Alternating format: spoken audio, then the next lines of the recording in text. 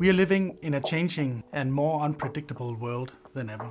That means that in 1960, the average lifetime of a company was about 60 years. Today, the average lifetime of a company is 12 to 15 years.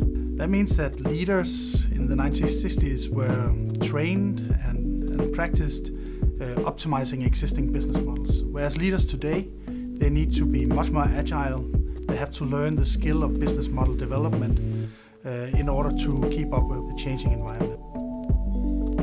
And thus also create more predictability in their business models.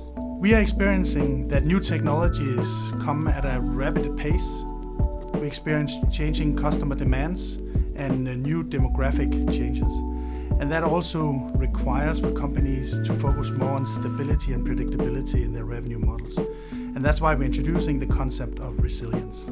Scientific models and economic models, they differ in the way that scientific models are constant. So if you drop something, then gravity, the force of gravity, would make it you're able to calculate what happens. In economic models, they are depending on the world around us. And with the world around us, which is shifting so quickly and changing so dramatically, economic models do not work anymore. We've seen that during COVID, for example, where suddenly prices were increasing during a time of lower productivity, which is very unusual. And that's the new world we have to adapt to. The knee-jerk reaction in times of change is to be defensive, to increase your capital, to pull back on your investments. But what I would like to encourage is that you become more on the offense and start actually investing in new business models and investing in creating resilience and predictability in your business.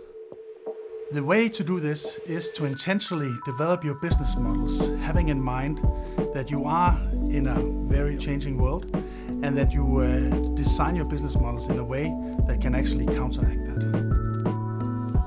Most importantly, it is not only to focus on growth in your business model innovation, but actually to focus on resilience. Because if you look at the value of the company, an investment in resilience can actually outperform any business development in growth when you look at valuation. The way to do this is by intentionally designing new business models where the focus is not so much on growth, but more on creating predictability in your business models.